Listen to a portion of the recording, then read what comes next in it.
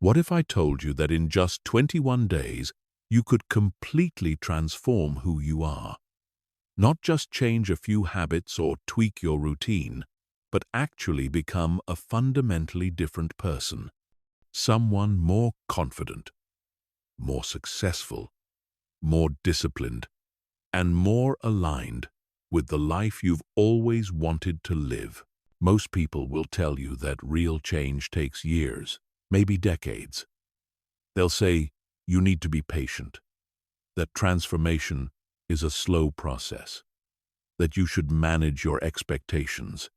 But those people are wrong. They're stuck in the same limiting beliefs that have kept 99% of the population trapped in mediocrity their entire lives. The truth is, every single day, people around the world are experiencing radical transformations. People who were broke become millionaires. People who were shy become confident leaders. People who felt lost find their purpose and completely reinvent their lives. And many of them do it in a matter of weeks, not years. The difference isn't luck, talent, or circumstances. The difference is understanding how transformation actually works at the deepest level of human psychology and neuroscience. When you understand the real mechanics of change, 21 days isn't just possible, it's inevitable. This isn't another motivational speech filled with empty promises. This is a scientific, systematic approach to human transformation that will give you the exact tools, strategies, and mindset shifts you need to become the person you've always known you could be.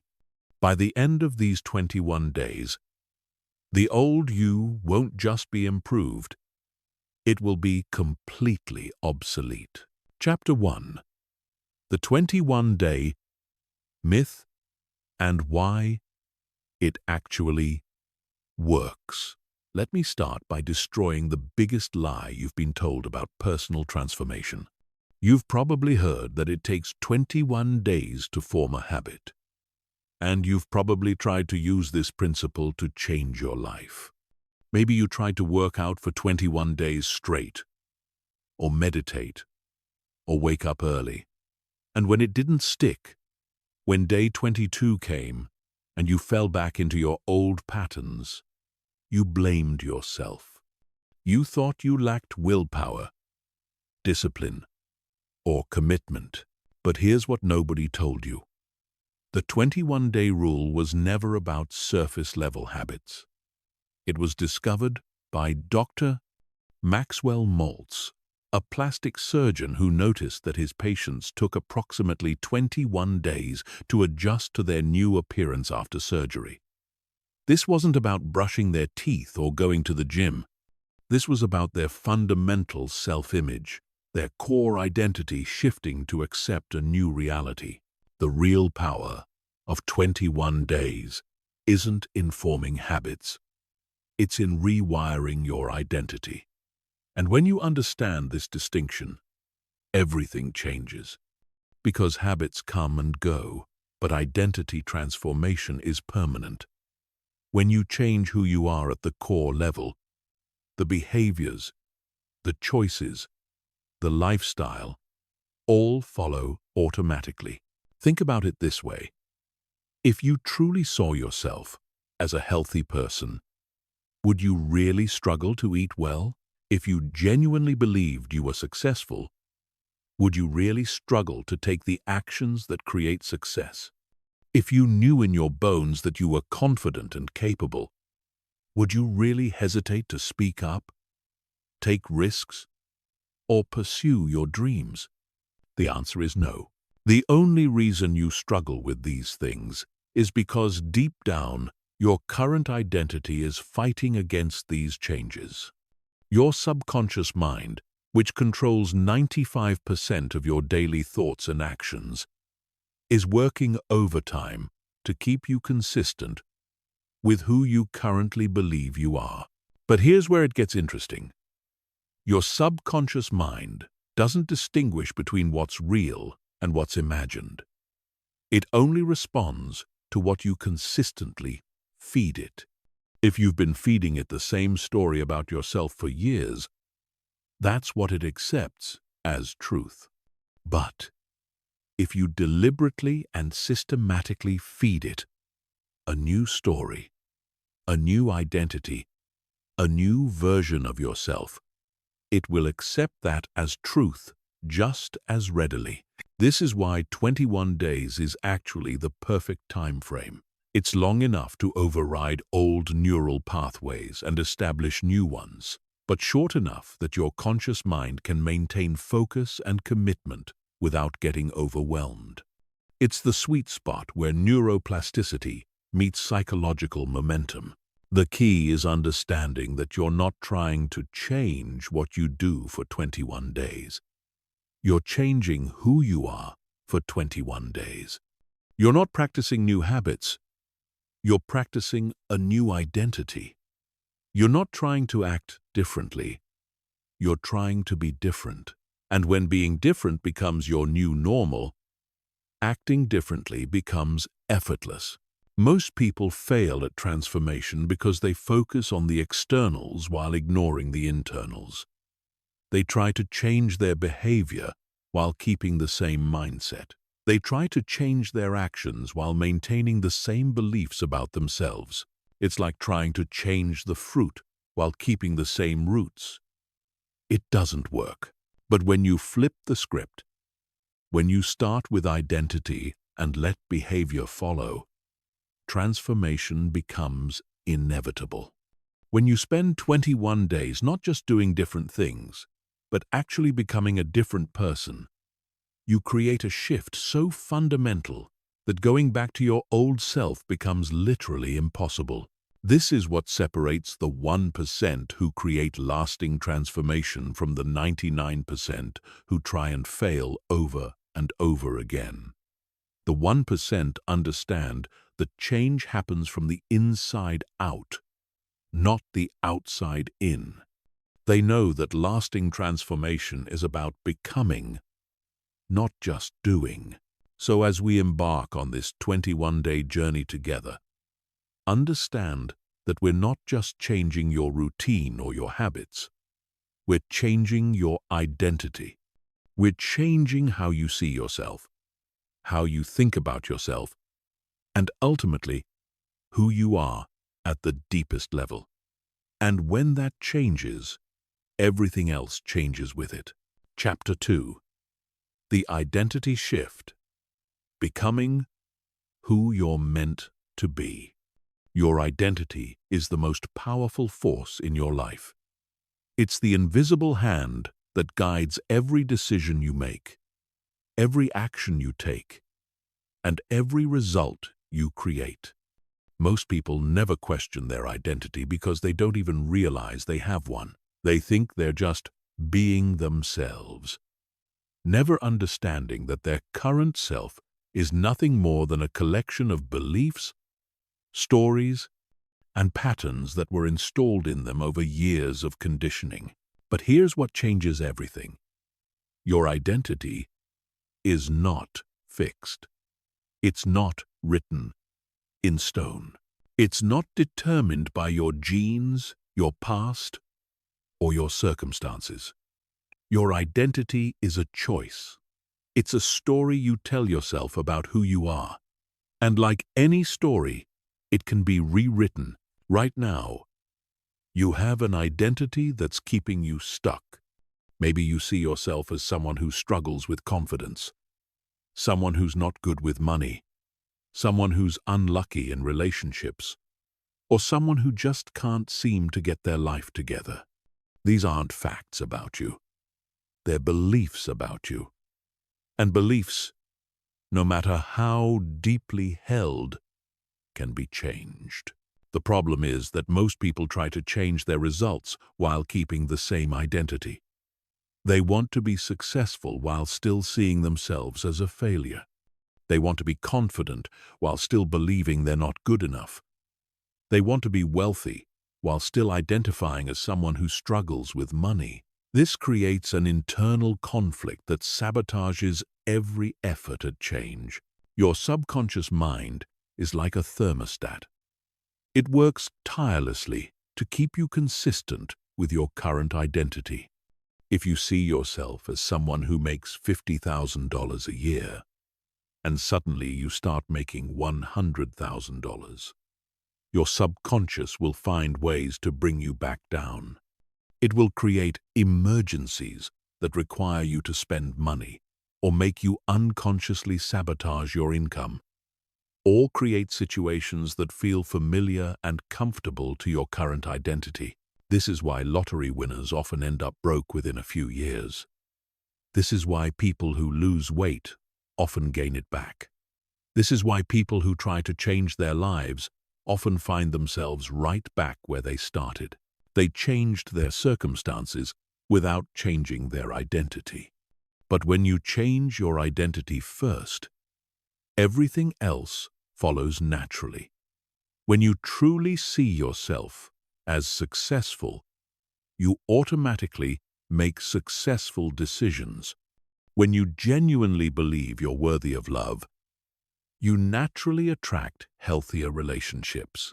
When you know in your core that you're capable and confident, you instinctively take actions that reinforce that reality. The question is, who do you want to become?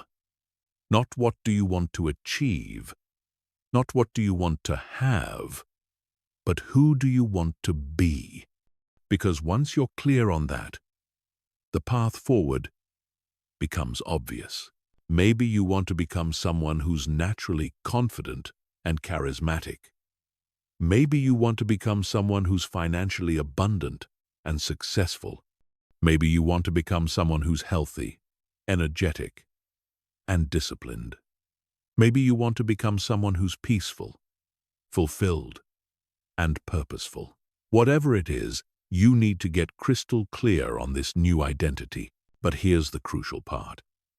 You can't wait until you feel ready to step into this new identity. You can't wait until you have evidence that you're this person. You can't wait until it feels natural or comfortable. You have to start being this person now, even while your current circumstances suggest otherwise. This is what I call identity rehearsal. You start practicing being the person you want to become before you actually become them. You start thinking like them, speaking like them, carrying yourself like them, and making decisions like them. At first, it will feel like you're pretending or acting. That's normal. Every actor feels awkward when they first step into a new role, but the more they practice, the more natural it becomes. Your new identity needs to be specific, compelling, and emotionally charged. It's not enough to say, I want to be successful. Success means different things to different people. You need to define exactly what kind of person you're becoming. What do they think about? How do they carry themselves? What decisions do they make? How do they respond to challenges? What's their energy like? What are their values?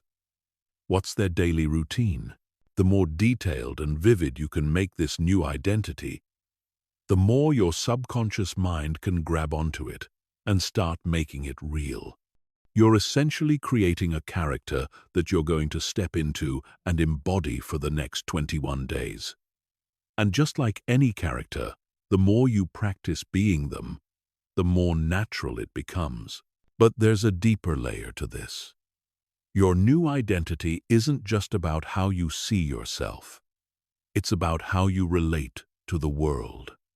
When you shift your identity, you shift your entire reality. You start noticing different things, attracting different opportunities, and experiencing different results. The world doesn't change, but your perception of it does. And in practical terms, that's the same thing. This is why identity transformation is so powerful.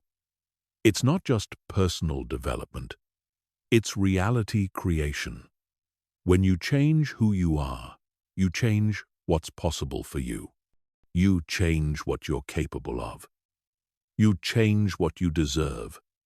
You change everything. So for the next 21 days, you're not going to be working on improving yourself. You're going to be practicing being the person you're meant to become. You're going to be rehearsing a new identity until it becomes so natural, so automatic, so integrated into your being that it's no longer an act. It's just who you are. Chapter 3. Breaking the chains of your past self. Before you can become who you're meant to be, you have to break free from who you've been. This isn't just about changing your behavior or adopting new habits. This is about dismantling the invisible prison that your past self has built around your current possibilities. Most people don't realize they're living in this prison because the bars are made of beliefs, and beliefs are invisible until you learn to see them. Your past self created a version of reality that made sense given the information, experiences, and conditioning available at the time. If you grew up in an environment where money was scarce, your past self-developed beliefs about money being hard to come by. If you experienced rejection or criticism, your past self developed beliefs about not being good enough. If you watched the adults around you struggle with relationships, your past self developed beliefs about love being complicated and painful. These beliefs weren't wrong given the context in which they were formed. They were actually intelligent adaptations to the environment you found yourself in. Your past self was doing the best they could with what they had.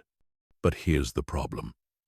Those beliefs are still running your life today, even though your circumstances, your capabilities, and your understanding have completely changed. You're essentially living your life through the lens of outdated software. Imagine trying to run today's most advanced applications on a computer from the 1990 seconds. It would crash, freeze, and malfunction constantly. That's what's happening in your life when you try to create modern success with ancient programming. The first step in breaking free is recognizing what these limiting beliefs actually are. Most people have never taken the time to examine their own belief systems because beliefs feel like facts. They don't feel like opinions or perspectives. They feel like reality itself. If you believe you're not good enough, it doesn't feel like a belief. It feels like an objective truth about yourself. But every belief you have about yourself, about money, about relationships, about success, about what's possible for you, is nothing more than a story you've been telling yourself for so long that you've forgotten. It's just a story. And stories can be rewritten. Think about the areas of your life where you struggle the most.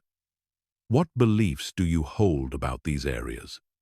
What stories do you tell yourself about why things are the way they are?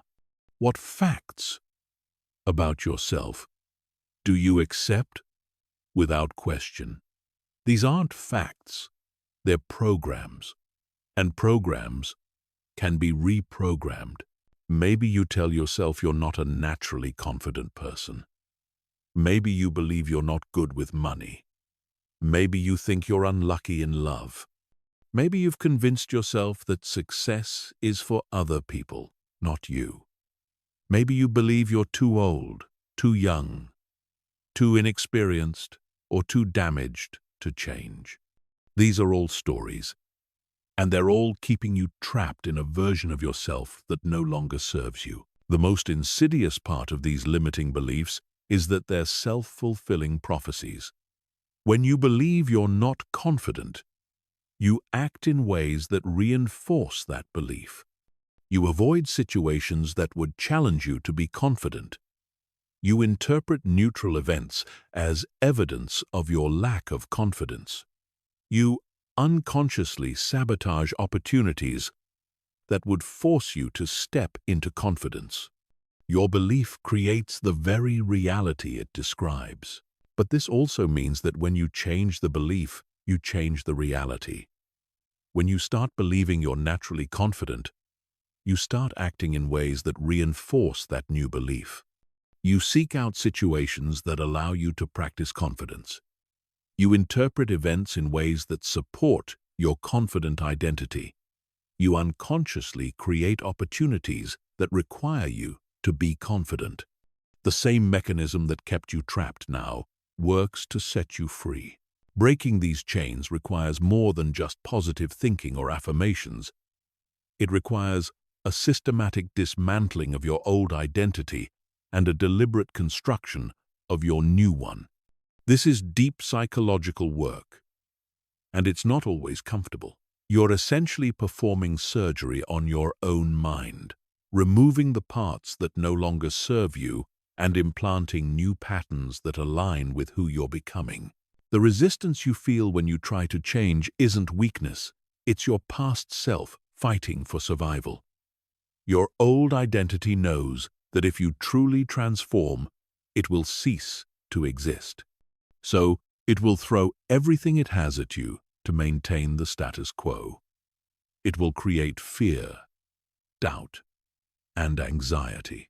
It will give you a million reasons why change is impossible or dangerous.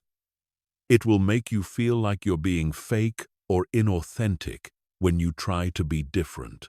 This resistance is actually a good sign. It means you're touching something real, something that matters. The stronger the resistance, the more important the change you're trying to make. Your job isn't to eliminate the resistance, it's to move forward in spite of it. Every time you choose to act from your new identity instead of your old one, you weaken the old programming and strengthen the new. Every time you choose courage over fear, confidence over doubt, abundance over scarcity, you're literally rewiring your brain.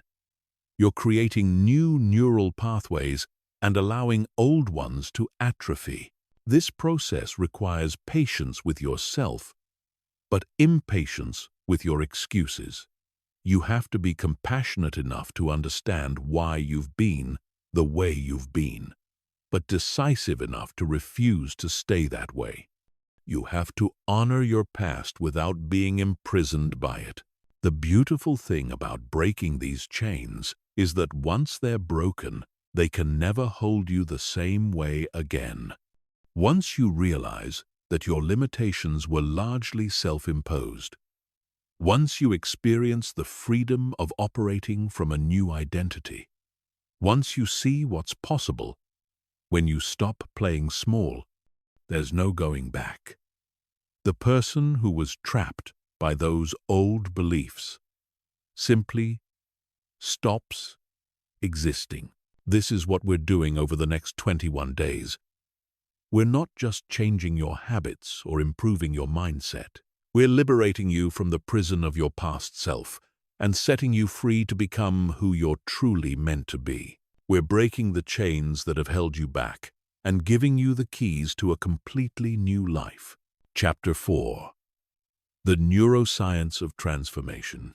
What I'm about to share with you will fundamentally change how you think about change itself.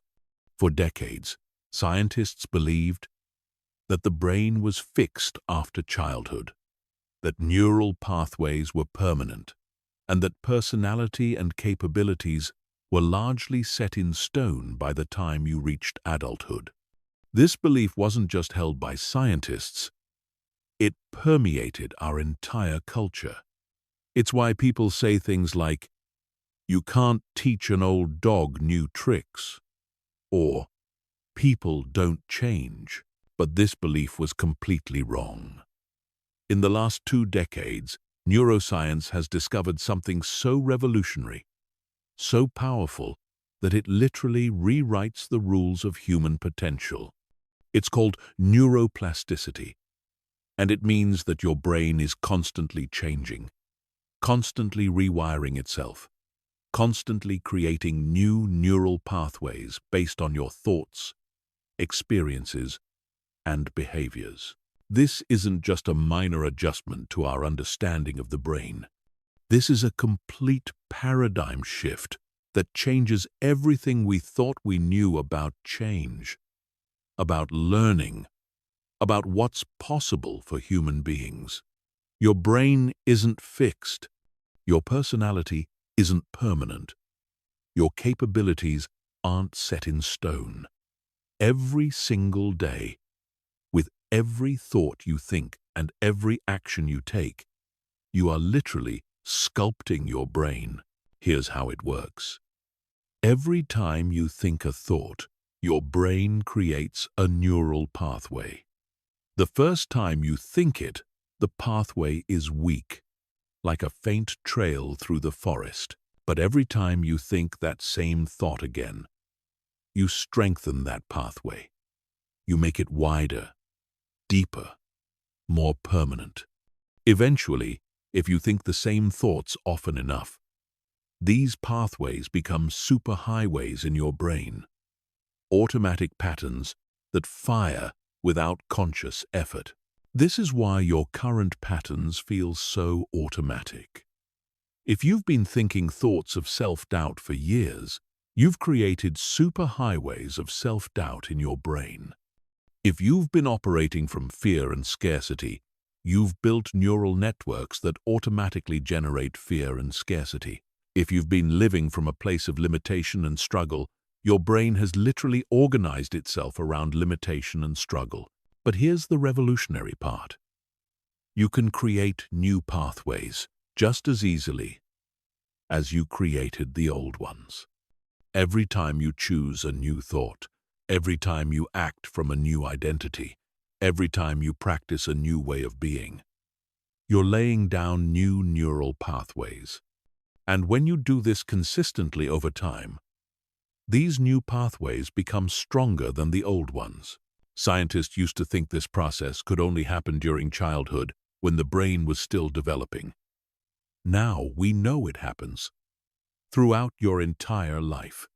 Your brain at 50 is just as capable of creating new neural pathways as your brain at 5. Your capacity for transformation doesn't diminish with age. It only requires conscious direction. This is why 21 days is so powerful from a neurological standpoint. Research shows that it takes approximately 21 days of consistent practice to begin forming new neural pathways, and about 66 days for them to become automatic. So, in 21 days, you're not just changing your behavior, you're literally changing the structure of your brain. You're rewiring yourself at the most fundamental level possible.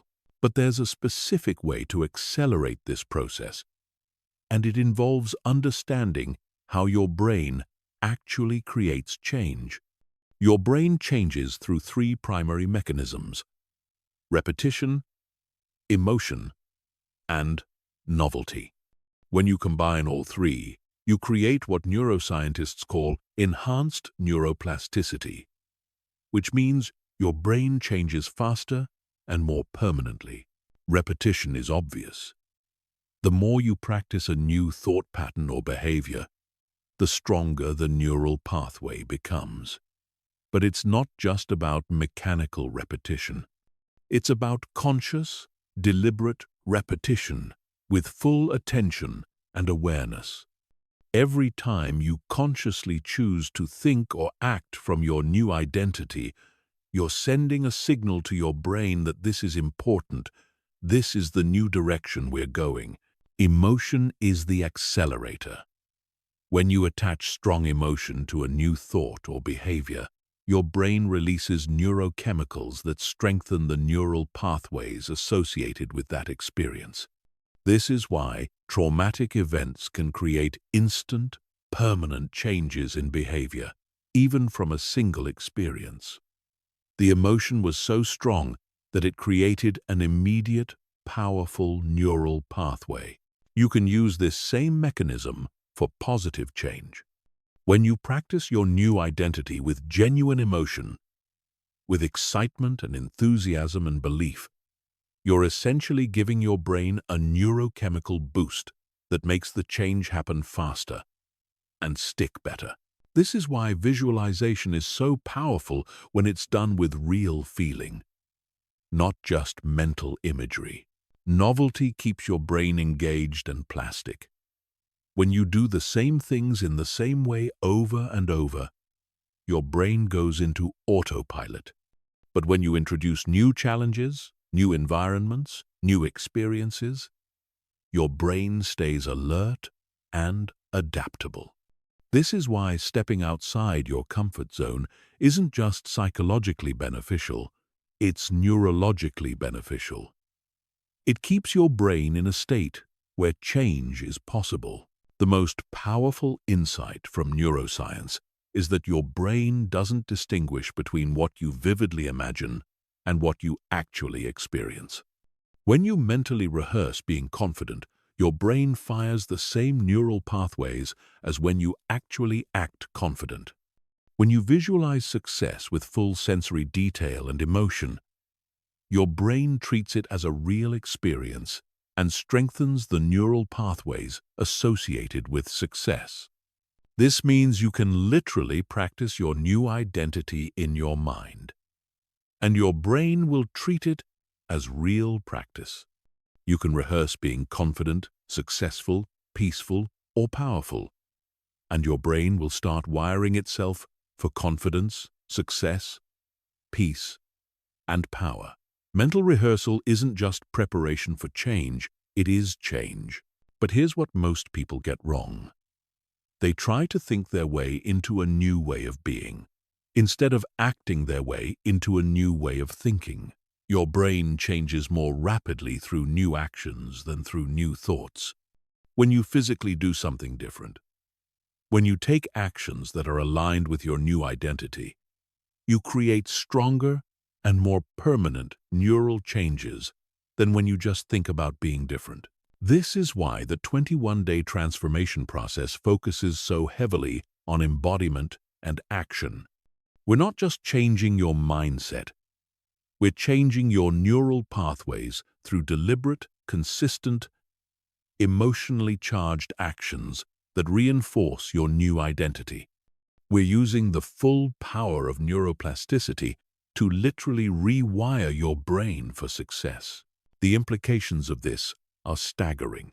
It means that no matter how long you've been stuck in old patterns, no matter how deeply ingrained your current identity feels, no matter how permanent your limitations seem, you have the power to change at the most fundamental neurological level.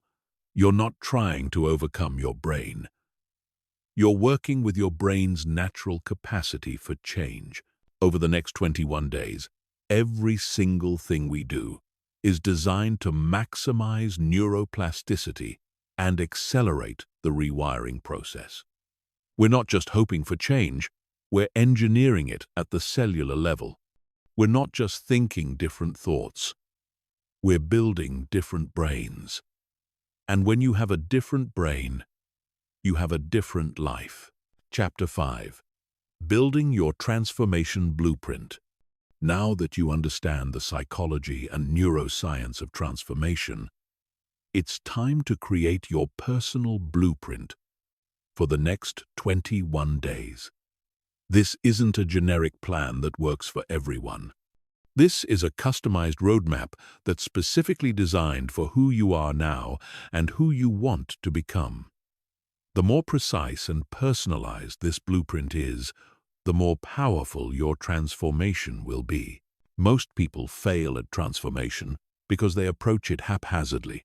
They have a vague idea of wanting to improve their life or be more successful, but they don't have a clear, specific, measurable plan for how to get there.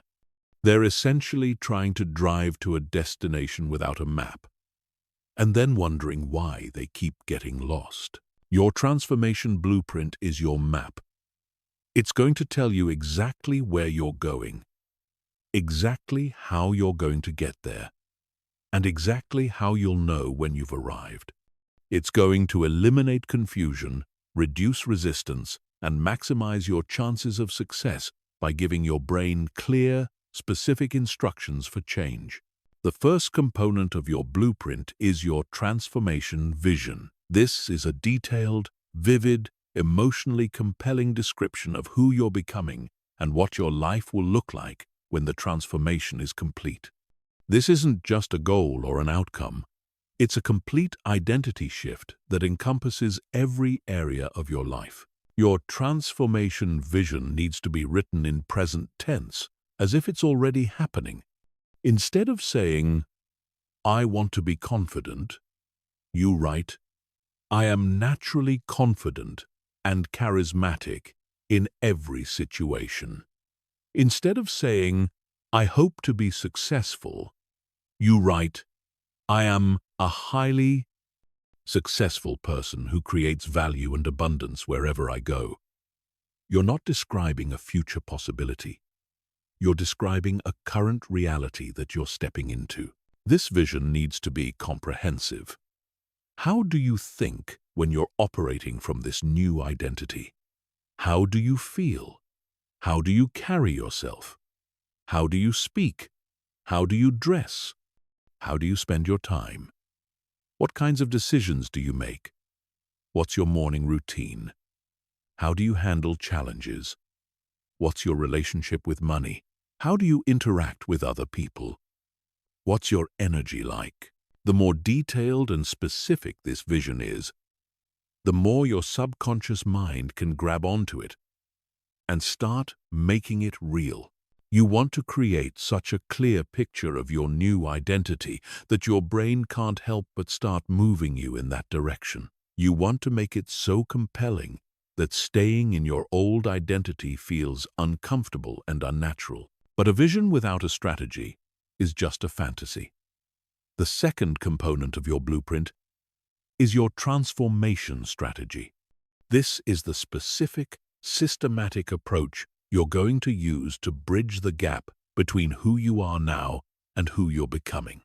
It's broken down into 4 key areas: mindset shifts, behavior changes, environment design, and identity reinforcement.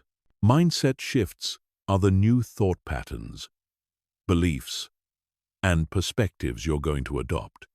These aren't just positive affirmations.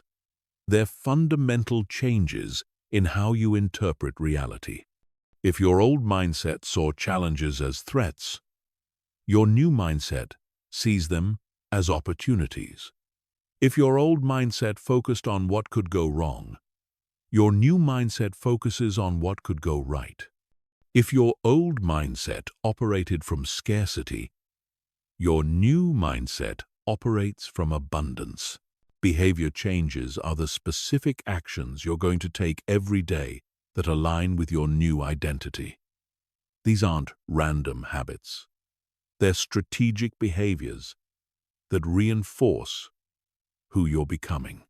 If you're becoming someone who's confident, you might commit to speaking up in every meeting. If you're becoming someone who's successful, you might commit to taking one high-value action every day. If you're becoming someone who's healthy, you might commit to moving your body for at least 30 minutes every day. Environment design is about creating physical and social environments that support your transformation. Your environment is constantly programming your subconscious mind, so you want to make sure it's programming you for success, not failure. This might mean changing your workspace, upgrading your wardrobe, cleaning and organizing your living space, or surrounding yourself with people who embody the qualities you're developing. Identity reinforcement is the ongoing process of reminding yourself who you're becoming and celebrating evidence of your transformation. This includes daily visualization, affirmations, journaling, and conscious recognition of moments when you're operating from your new identity.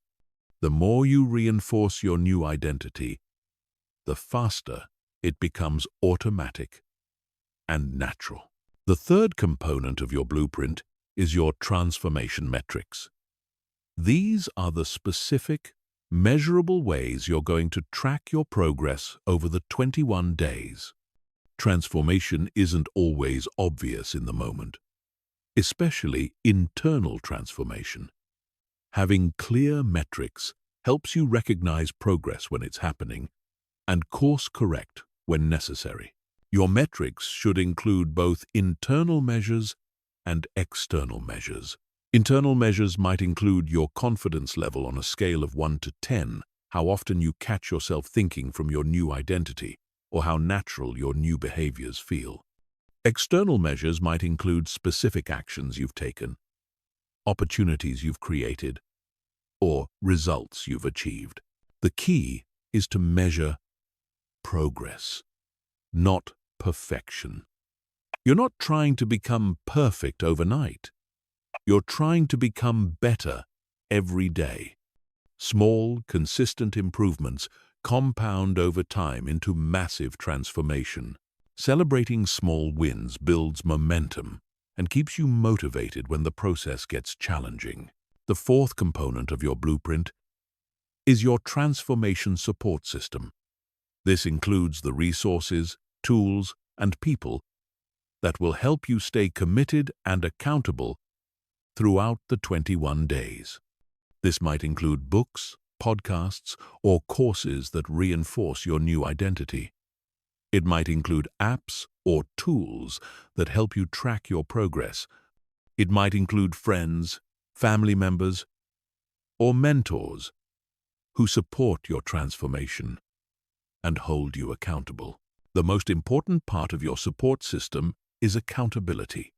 Research shows that people are 65% more likely to achieve their goals when they commit to another person, and 95% more likely when they have ongoing accountability meetings. This is why it's crucial to share your transformation goals with someone you trust and set up regular check-ins to discuss your progress.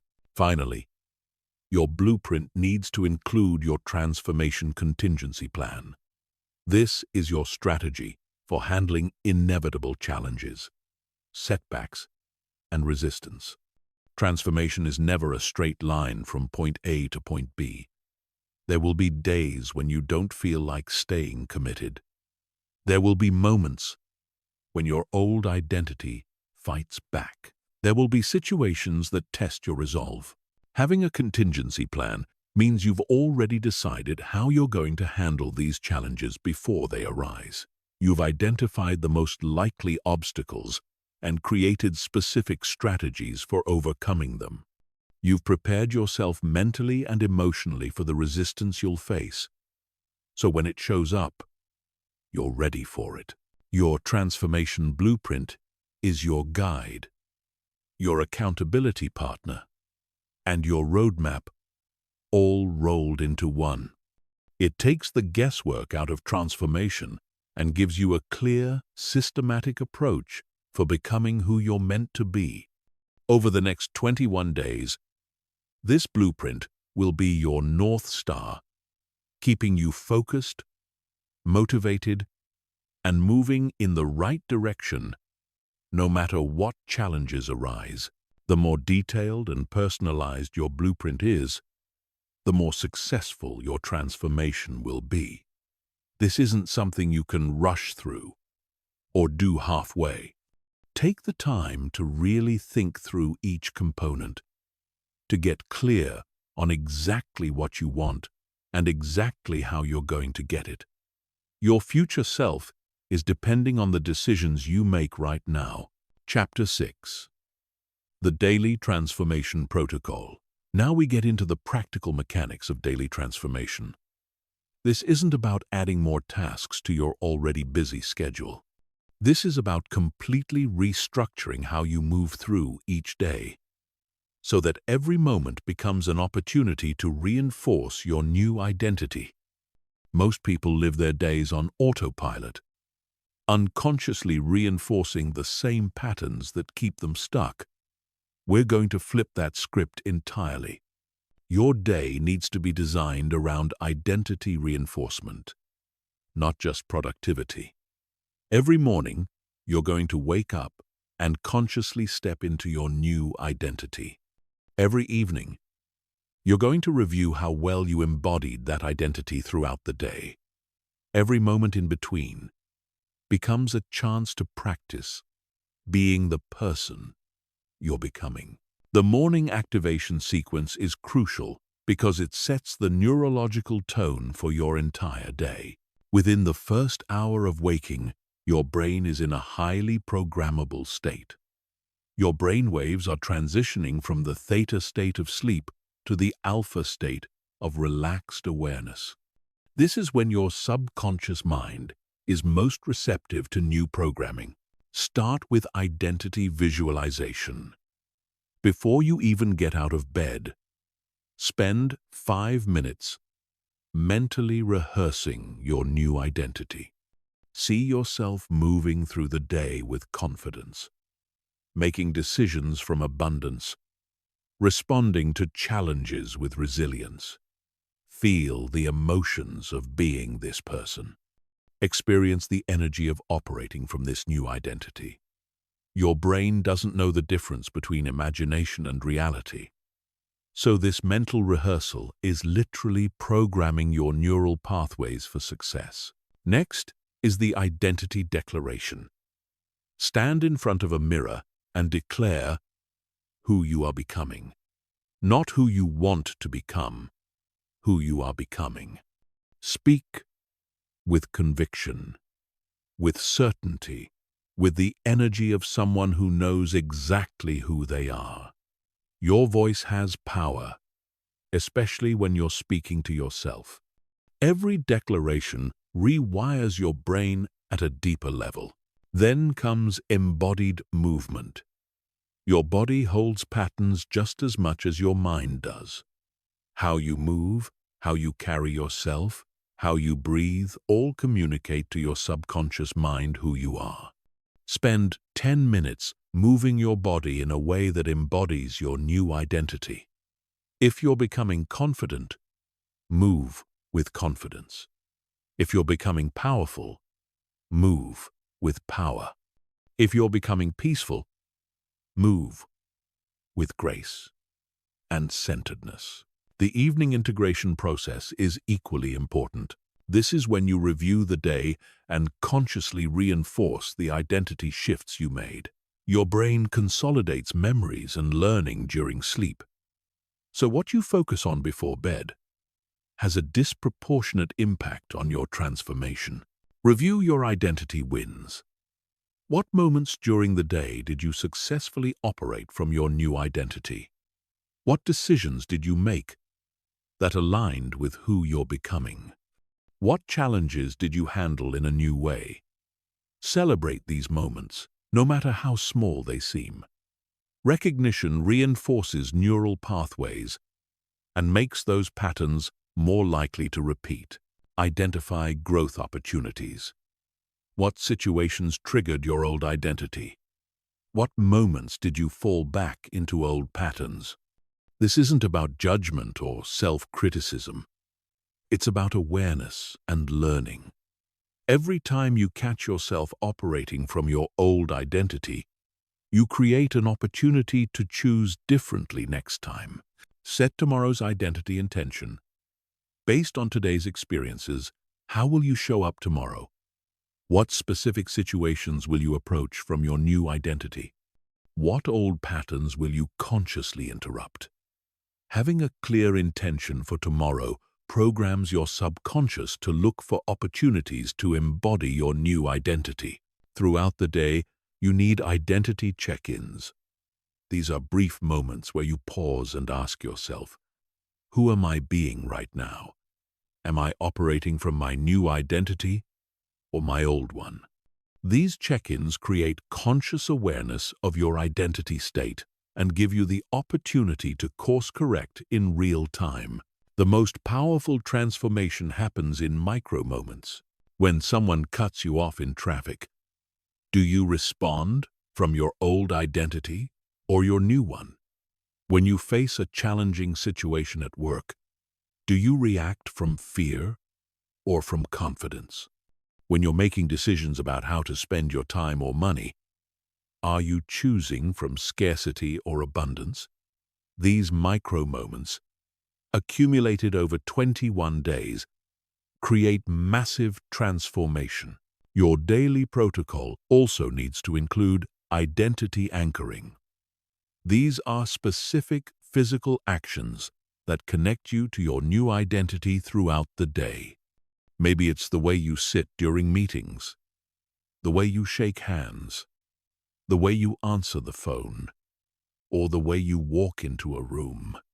These physical anchors serve as constant reminders of who you're becoming and help maintain your new identity state even when you're busy or distracted. The key to making this protocol sustainable is integration, not addition. You're not adding 20 new habits to your day. You're transforming how you do the things you already do.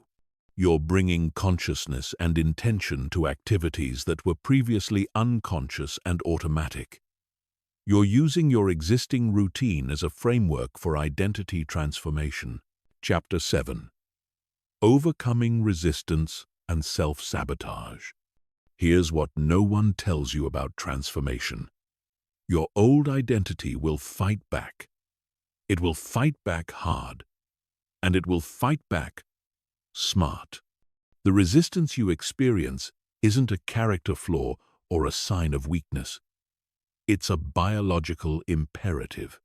Your brain is literally wired to resist change, even positive change, because change represents uncertainty, and uncertainty represents potential danger. Understanding this resistance is crucial because most people interpret it as evidence that they're not meant to change or that transformation isn't possible for them. They feel the discomfort of stepping outside their comfort zone and assume it means they're doing something wrong. But the opposite is true. Resistance is actually evidence that you're doing something right. It means you're pushing against real limitations and creating real change. Your subconscious mind has one primary job: to keep you safe and consistent with your current identity. It's been doing this job for years, maybe decades. It's created elaborate systems and patterns to maintain the status quo. When you suddenly start operating from a new identity, your subconscious mind interprets this as a threat to your survival. It doesn't care if the new identity is better. It only cares that it's different. This resistance manifests in predictable ways. You'll experience fear that seems completely irrational. You'll suddenly have thoughts of self-doubt that feel more intense than usual. You'll find yourself procrastinating on actions that you know will move you forward. You'll have urges to go back to old behaviors that feel comfortable and familiar. You might even experience physical symptoms like fatigue, restlessness, or anxiety. Most people, when they experience this resistance, give up. They assume that the discomfort means they're not ready for change, or that transformation is too difficult. But here's what changes everything. Resistance is temporary. It's most intense at the beginning of the transformation process and gradually decreases as your new identity becomes more familiar to your subconscious mind. Think of it like moving to a new country. At first, everything feels foreign and uncomfortable. The language is different. The customs are different. Even the food tastes strange. Your mind constantly compares everything to your home country and finds the new place lacking. But gradually, as you spend more time there, the new environment starts to feel normal. Eventually, it starts to feel like home. The same process happens with identity transformation. The key to overcoming resistance is to expect it, understand it, and work with it rather than against it.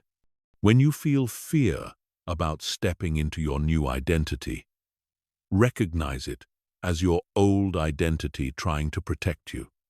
Thank it for its concern, but move forward anyway. When you have thoughts of self-doubt, understand that these are just old neural pathways firing automatically. Acknowledge the thoughts without engaging with them, and then consciously choose thoughts that align with your new identity. One of the most effective ways to handle resistance is through graduated exposure. Instead of trying to make massive changes all at once, you gradually increase the intensity of your new identity expression.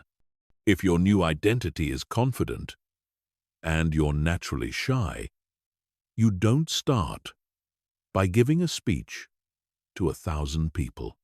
You start by making eye contact with one person, then speaking up once in a meeting, then initiating a conversation with a stranger. Each small step builds evidence that your new identity is safe and possible. Self-sabotage is resistance's most cunning weapon. This is when you unconsciously create situations that force you back into your old identity. You might accidentally oversleep on a day when you plan to implement your new morning routine. You might forget to follow through on a commitment that would reinforce your new identity. You might create drama or crisis that requires you to focus on problem solving instead of transformation. The insidious thing about self-sabotage is that it feels like it's happening to you rather than being created by you. You genuinely believe that external circumstances are preventing your transformation, never realizing that you're unconsciously orchestrating these circumstances to maintain your comfort zone. Recognizing self-sabotage requires brutal honesty with yourself. When you find yourself consistently falling back into old patterns, when you repeatedly encounter the same obstacles, when you keep having bad luck that interrupts your progress, ask yourself, how might I be unconsciously creating this situation? What would I gain by staying in my old identity? What am I afraid might happen if I actually transform? The answer to overcoming self-sabotage is increasing your conscious awareness. The more conscious you become of your patterns, the less power they have over you. Start noticing the subtle ways you talk yourself out of growth opportunities. Pay attention to the stories you tell yourself about why change isn't possible right now. Observe the choices you make when no one is watching. The goal isn't to judge yourself. It's to see yourself clearly. Another powerful strategy is accountability partnering. Share your transformation journey with someone you trust and ask them to call you out when they see you self-sabotaging. Sometimes external perspective can see patterns that we're blind to ourselves. Having someone who's committed to your growth can provide the external accountability that overrides internal resistance. Remember that resistance and self-sabotage are actually signs that your transformation is working. They're evidence that you're pushing against real limitations and creating real change. The key is to see them as temporary obstacles to overcome rather than permanent barriers that can't be crossed. Every time you move forward, in spite of resistance, you weaken its power over you. Every time you recognize self-sabotage and choose differently, you strengthen your conscious control over your unconscious patterns. Chapter 8. The compound effect of daily identity shifts. Most people underestimate the power of small, consistent changes because they can't see the compound effect in action. They want dramatic transformation overnight. And when they don't see massive results immediately, they assume their efforts aren't working. But transformation doesn't work like a light switch. It works like compound interest. Small, consistent identity shifts, accumulated over time, create exponential change. Think about how compound interest works with money. If you invest $100 and it grows at 10% per year, after 1 year, you have $110. The growth seems minimal. After 5 years, you have $161. Still not impressive. But after 20 years, you have $673. After 30 years, you have $1,745. The same principle applies to identity transformation. Small daily shifts compound into massive life changes. Every time you choose to act from your new identity instead of your old one, you're making a deposit in your transformation account. Every time you catch yourself thinking from limitation and consciously shift to abundance, you're earning interest on your previous deposits. Every time you handle a challenge from your new identity instead of your old one, you're accelerating the compound effect. The beautiful thing about this compound effect is that it's not just additive, it's multiplicative. As your new identity becomes stronger, it makes future identity shifts easier. As you build evidence that you're capable of change, your confidence in your ability to change increases. As you experience success from operating from your new identity, you become more motivated to continue the process. This is why days 1 to 7 of your transformation will feel the most difficult. You're fighting against years or decades of old programming with relatively little evidence that change is possible. But days 15 to 21 will feel dramatically different. By then, you'll have accumulated enough evidence of your new identity that it starts to feel natural and automatic. The compound effect will be working in your favor instead of against you. But here's what most people miss. The compound effect works in both directions. Just as small positive changes compound into massive positive results, small negative choices compound into stagnation and regression. Every time you choose your old identity over your new one, you're making a withdrawal from your transformation account. Every time you indulge in old thought patterns, you're strengthening neural pathways that work against your goals. This is why consistency is more important than intensity. It's better to make small identity shifts every day than to make massive changes sporadically. Your brain responds to patterns and repetition. When you're consistent with your new identity, even in small ways, your subconscious mind starts to accept it as your new normal.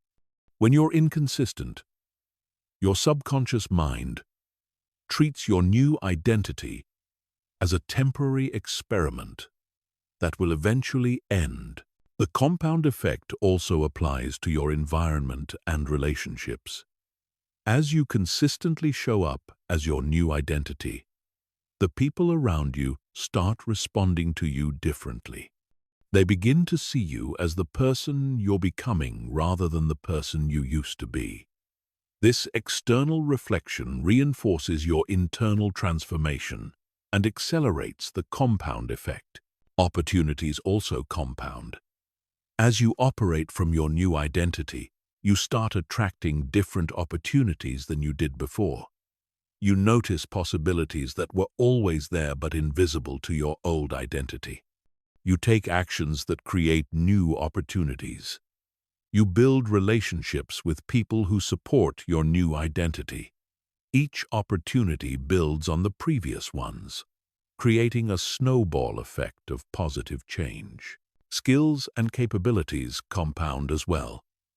As you practice being your new identity, you develop new skills and abilities that support that identity. If you're becoming a confident leader, you develop communication skills, decision-making skills, and emotional intelligence. These skills make it easier to embody your new identity, which gives you more opportunities to practice and improve those skills. The loop feeds itself. Energy also compounds. Operating from your new identity, especially when it's aligned with your authentic self, generates energy rather than depleting it. You'll find that you have more enthusiasm, more motivation, and more resilience than you did when you were trying to maintain an identity that didn't serve you. This increased energy allows you to take more action, which accelerates your transformation even further. The key to maximizing the compound effect is to focus on identity-based metrics rather than outcome-based metrics. Instead of measuring how much money you've made or how many people you've impressed, measure how consistently you're operating from your new identity. Instead of tracking external results, track internal shifts. The external results will follow naturally as the compound effect takes hold. Patience is crucial during this process. The compound effect is invisible in the early stages and obvious in the later stages. You have to trust the process even when you can't see the results yet. You have to keep making deposits in your transformation account even when the balance seems to be growing slowly. The breakthrough moment, when the compound effect becomes undeniable, always seems to come suddenly, even though it's been building gradually all along. Chapter 9.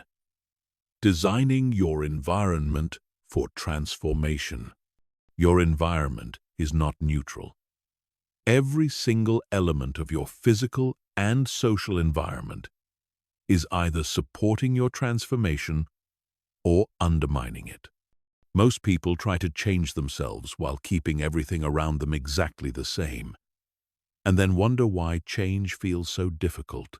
But when you understand the power of environmental design, transformation becomes inevitable rather than effortful. Your brain is constantly taking cues from your environment about who you are and how you should behave. If your environment reflects your old identity, your brain will automatically default to old patterns.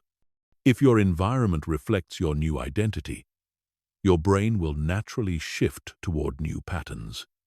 This is why changing your environment is one of the fastest ways to accelerate personal transformation. Think about how you feel when you walk into a luxury hotel versus how you feel when you walk into a rundown motel. The environment immediately shifts your internal state, your posture, your energy, and your expectations. You automatically adjust your behavior to match the environment you're in. The same principle applies to every environment you spend time in. From your bedroom to your workspace to your car, environmental design starts with your physical space. Look around your living space right now. What does it communicate about the person who lives there? What identity does it reinforce? If someone walked into this space knowing nothing about you, what would they assume about your values, your aspirations, your level of success, your attention to detail, your self-respect? Your physical environment should reflect the identity you're becoming, not the identity you're leaving behind. If you're becoming someone who's successful and abundant, your space should reflect success and abundance. This doesn't mean you need to spend money you don't have on expensive items. It means you need to create a space that feels aligned with success. Clean, organized, intentional, beautiful within your current means. If you're becoming someone who's healthy and energetic, your environment should support health and energy. Remove junk food from your kitchen and replace it with healthy options. Create a space for exercise, even if it's just a yoga mat in your bedroom. Display items that remind you of your health goals, and make healthy choices easier than unhealthy ones. The key is to make your environment do the work for you. Instead of relying on willpower to make good choices, design your environment so that good choices are automatic and bad choices require effort. If you want to read more, put books in visible places and put your phone in another room. If you want to exercise more, lay out your workout clothes the night before. If you want to eat healthier, prep healthy meals and make them the most convenient option. Your social environment is even more powerful than your physical environment. The 5 people you spend the most time with have a massive influence on your identity, your behavior, and your results. If you're surrounded by people who embody your old identity, it will be extremely difficult to sustain your new identity. If you're surrounded by people who embody your new identity, transformation becomes natural and inevitable. This doesn't mean you need to abandon all your current relationships, but it does mean you need to be strategic about who you spend time with during your transformation. Seek out people who embody the qualities you're developing. Join groups, communities, or organizations where your new identity is the norm rather than the exception. Surround yourself with people who see you as capable of transformation rather than people who are invested in keeping you the same. Pay attention to the conversations you engage in regularly. Are they about problems or possibilities? Are they focused on limitations or opportunities? Are they driven by fear or excitement? The conversations you participate in shape your thoughts, and your thoughts shape your identity. Choose conversations that reinforce your new identity, and limit conversations that reinforce your old one. Your digital environment also requires conscious design. The content you consume through social media, news, podcasts, videos, and articles is constantly programming your subconscious mind. If you're consuming content that reinforces limitation, scarcity, and victimhood, that's what your subconscious will internalize. If you're consuming content that reinforces possibility, abundance, and empowerment, that's what becomes your new normal. Audit your digital consumption honestly. What are the dominant messages you're receiving through your phone and computer? What emotions are these messages generating? What beliefs are they reinforcing? What identity are they supporting? Then consciously curate your digital environment to support your transformation. Follow accounts that inspire your new identity. Listen to podcasts that reinforce your new mindset. Watch videos that teach skills relevant to who you're becoming. Even small environmental details matter more than you might think. The clothes you wear, the music you listen to, the scents in your space, the lighting in your rooms, all communicate messages to your subconscious about who you are. When you dress like the person you're becoming, you feel like that person. When you listen to music that energizes your new identity, you embody that energy. When your space smells and feels like success, you operate from success.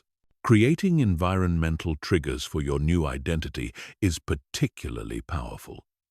These are specific objects, images, or arrangements that immediately remind you of who you're becoming. Maybe it's a vision board that represents your new life. Maybe it's a piece of jewelry that you only wear when you're operating from your new identity. Maybe it's a specific playlist that puts you in the state of your new identity. These triggers serve as instant identity activators throughout your day. The most successful people in the world understand that willpower is finite but environment is infinite. They don't rely on motivation or discipline to maintain their identity. They design environments that make their desired identity the path of least resistance. When your environment is aligned with your transformation, being your new self becomes easier than being your old self. Chapter 10. Tracking Progress and Maintaining Momentum. Transformation is often invisible in the moment, but obvious in retrospect. The changes happening inside your mind and in your neural pathways can't be seen or felt directly, which is why so many people give up before the transformation becomes apparent. Having a systematic way to track your progress is crucial for maintaining motivation and momentum throughout the 21-day process. Most people make the mistake of only tracking external results, things like income, weight, or achievements. But during identity transformation, the most important changes are internal and often precede external changes by weeks or months. If you only measure external results, you might conclude that nothing is changing when massive internal shifts are actually taking place. Internal progress markers are the real indicators of transformation. These include how naturally your new identity feels, how often you catch yourself thinking from your new perspective, how quickly you recover from old patterns, how comfortable you are with behaviors that used to feel awkward, and how aligned your decisions are becoming with your new values. Create a daily transformation scorecard that tracks both internal and external indicators. Rate yourself on a scale of 1 to 10 inches categories like identity alignment, decision quality, emotional state, energy level, confidence, and specific behaviors relevant to your transformation. This isn't about perfectionism. It's about awareness and pattern recognition. Notice that progress is not linear. You might have a day where you score 8 seconds and 9 seconds across all categories, followed by a day where you score 4 seconds and 5 seconds. This doesn't mean you're going backward. It means you're human. Transformation involves integration periods where your brain processes and consolidates changes. These periods can feel like regression but are actually essential parts of the growth process. Weekly reflection sessions are crucial for maintaining perspective and momentum. Every 7 days, review your scorecards and look for patterns. What's improving consistently? What areas need more attention? What triggers tend to pull you back into old patterns? What strategies are working best for you? This weekly review allows you to optimize your approach and celebrate progress that might not be obvious day to day. Momentum is the most valuable asset in transformation. Once you have momentum working for you, change becomes exponentially easier. But momentum is also fragile, especially in the early stages. Understanding how to build and maintain momentum is crucial for successful transformation. Momentum is built through consistency, not intensity. Taking small actions aligned with your new identity every single day creates more momentum than taking massive actions sporadically. Your brain responds to patterns and reliability. When you consistently show up as your new identity, even in small ways, your subconscious mind starts to accept this as your new normal. Early wins are crucial for building momentum.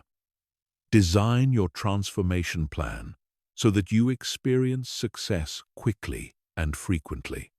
If your new identity is confident, create opportunities to practice confidence in low-stakes situations where success is likely. If your new identity is disciplined, start with disciplines that feel manageable and gradually increase the difficulty. Each success builds evidence that transformation is possible and motivates you to continue. Momentum killers are patterns or decisions that break your consistency and make you question your progress.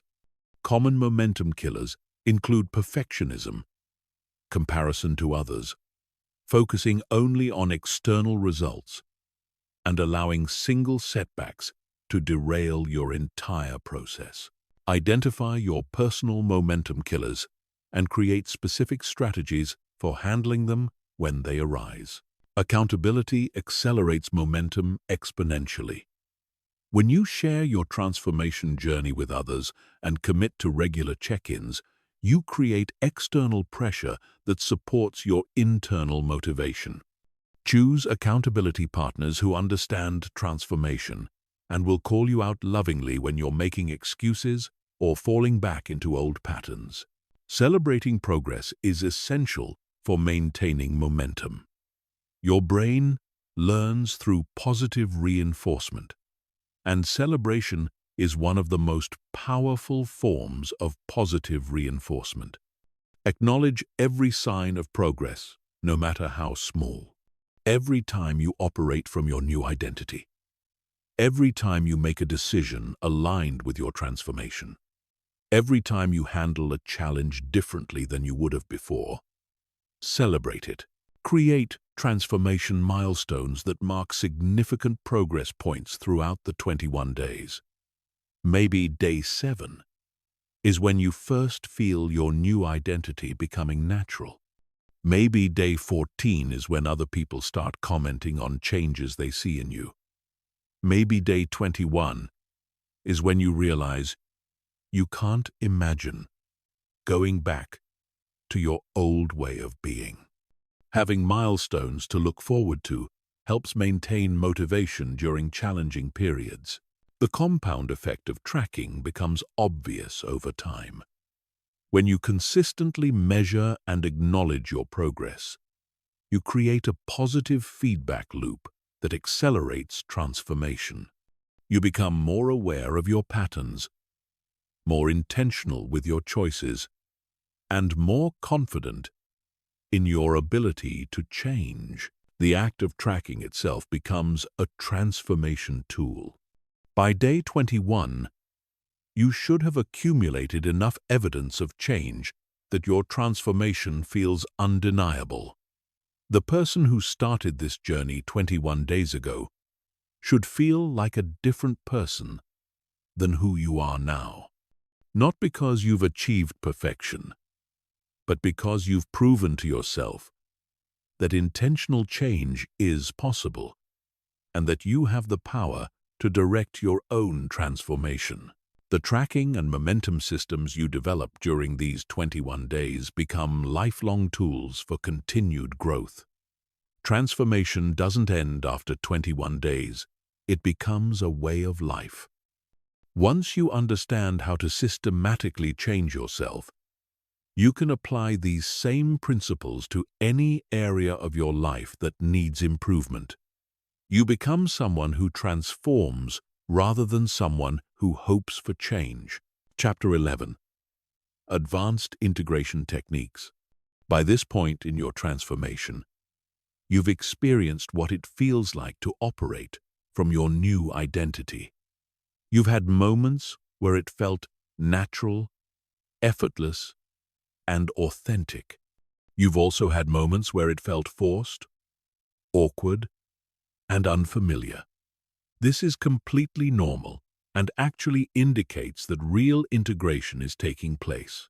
Now we need to accelerate that integration process and make your new identity so deeply embedded that it becomes your automatic default. Integration is different from practice. Practice is conscious effort to embody your new identity. Integration is when that identity becomes unconscious and automatic. It's the difference between thinking about walking and just walking. When a new identity is fully integrated, you don't have to remember to be that person. You just are that person. The challenge with integration is that it requires going beyond surface-level changes and rewiring your identity at the deepest neurological level. This means addressing not just how you think and act, but how you fundamentally perceive, reality itself. Your new identity needs to become so natural that it influences your automatic responses, your split-second decisions, and your unconscious behaviors. Advanced visualization is one of the most powerful integration techniques. This goes far beyond basic mental imagery. You're going to create detailed, multi-sensory experiences of living from your new identity in various scenarios. The key is specificity and emotional intensity. Your brain needs to experience these visualizations as real memories, not fantasies. Create visualization scenarios for challenging situations you're likely to encounter. If your new identity is confident, visualize yourself handling rejection, criticism, or failure with confidence. Feel the sensations in your body. Hear the tone of your voice. See the expressions on other people's faces. Experience the emotions of remaining centered and confident, even under pressure. The more detailed and realistic these visualizations are, the more they program your brain for automatic confident responses. Physical embodiment exercises accelerate integration by connecting your new identity to your nervous system and muscle memory. Your identity isn't just in your mind, it's in your entire body. How you breathe, how you hold your shoulders, how you walk, how you gesture, all communicate identity information to your subconscious mind. Spend time each day physically embodying your new identity. If you're becoming someone powerful, practice powerful posture and movement. If you're becoming someone peaceful, practice peaceful breathing and gestures. If you're becoming someone confident, practice confident eye contact and voice projection. Your body teaches your mind just as much as your mind teaches your body. Identity stress testing is crucial for deep integration. This involves deliberately putting yourself in situations that challenge your new identity and practicing maintaining it under pressure. Just like muscles grow stronger under resistance, identities become more solid when they're tested and proven reliable. Start with low-stakes challenges and gradually increase the difficulty. If your new identity is assertive, practice being assertive in minor situations before trying it in major ones. If your new identity is calm under pressure, practice staying calm during small stresses before facing major crises. Each successful test builds evidence that your new identity is real and sustainable. Micro-identity reinforcement involves finding tiny moments throughout each day to reinforce your new identity. These are split-second choices that seem insignificant but accumulate into massive transformation.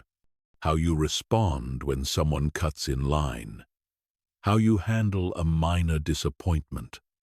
How you react when technology doesn't work properly. These micro moments are where true integration happens. The goal is to catch yourself in these moments and consciously choose to respond from your new identity instead of your old one. At first, you'll catch yourself after the fact. Eventually, you'll catch yourself during the moment. Finally, you'll automatically respond from your new identity without conscious effort. This progression indicates successful integration. Advanced integration also requires what I call identity archaeology.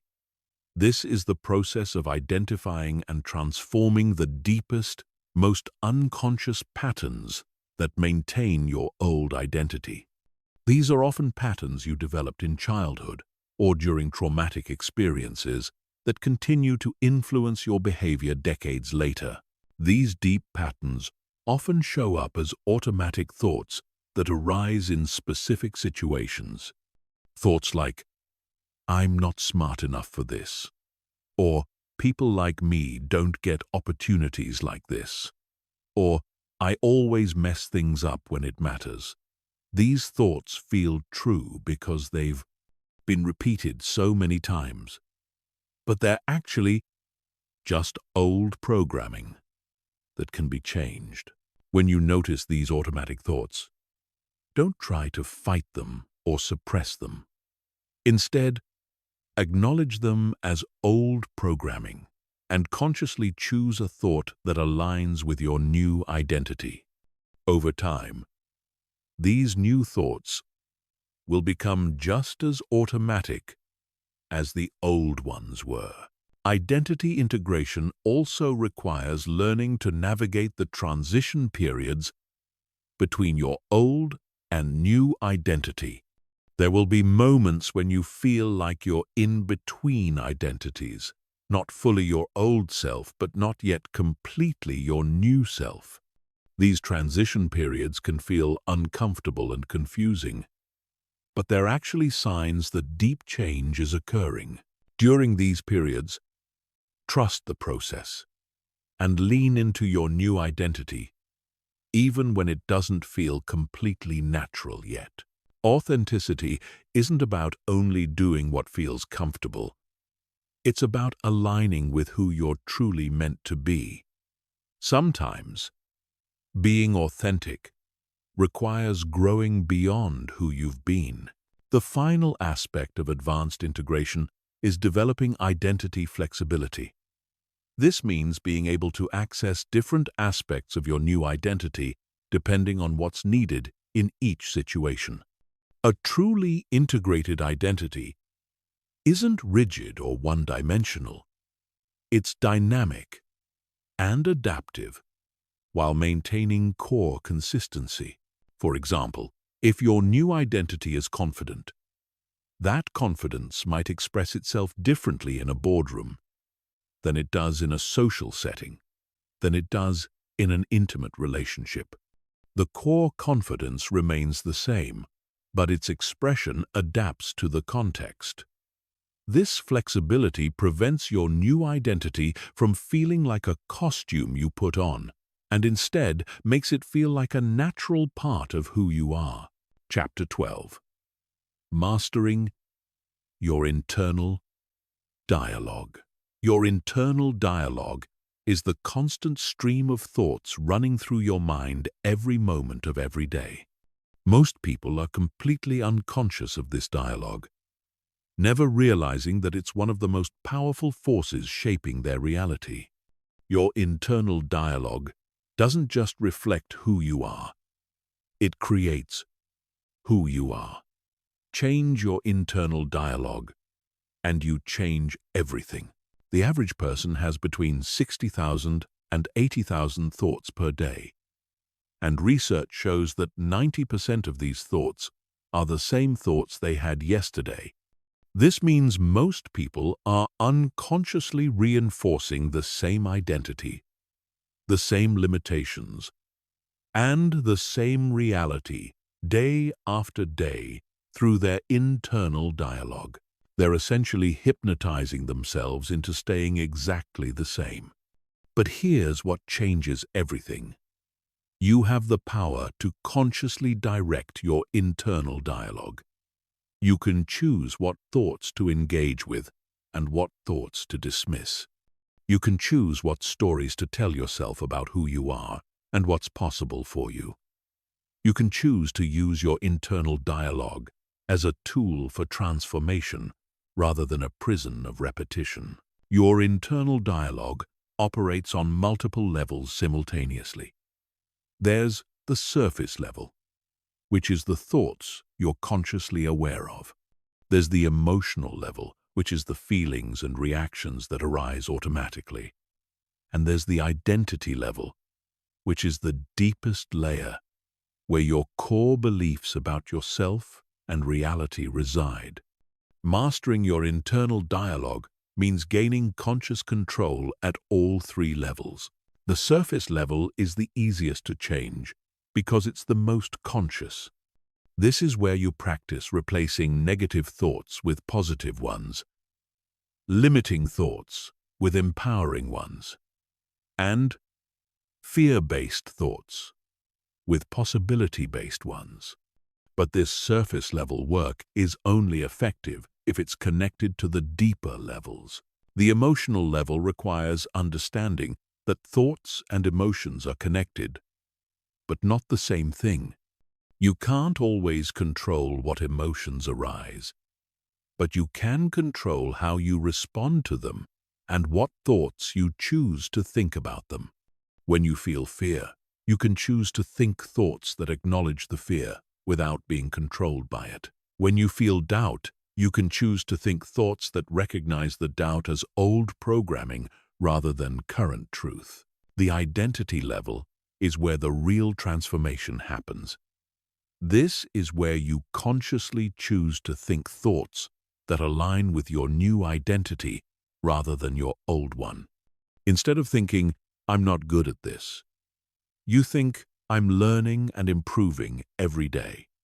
Instead of thinking, "This always happens to me," you think, "I'm creating different results now."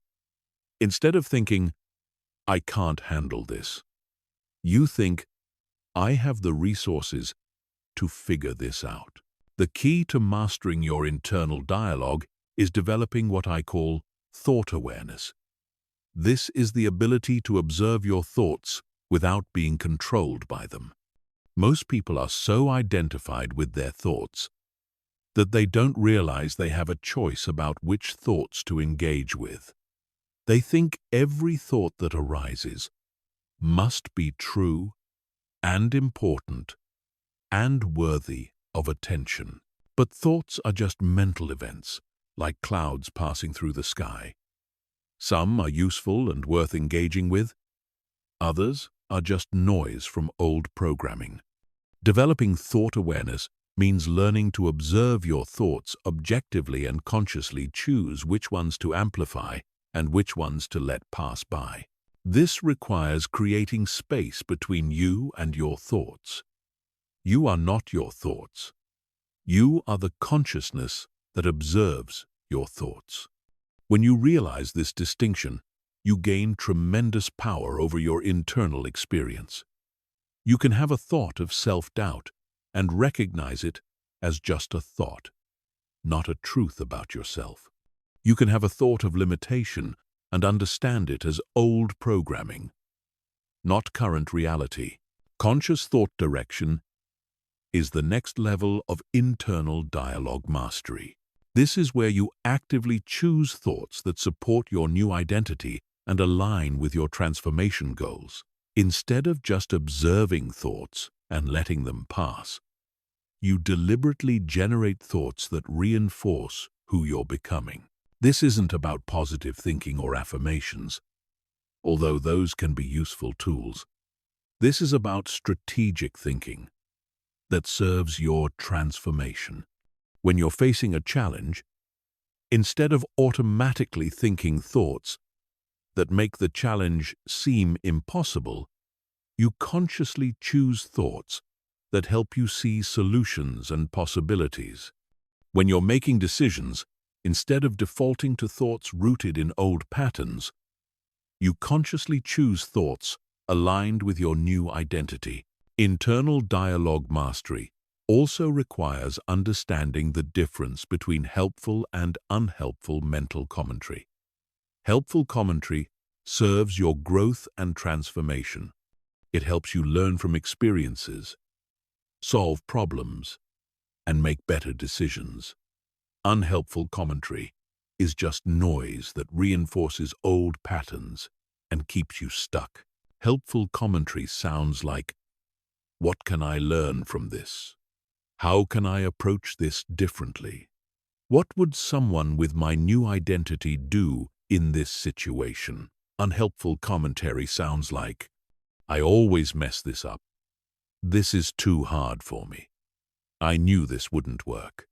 Learning to distinguish between these types of commentary and consciously choose the helpful kind is crucial for transformation.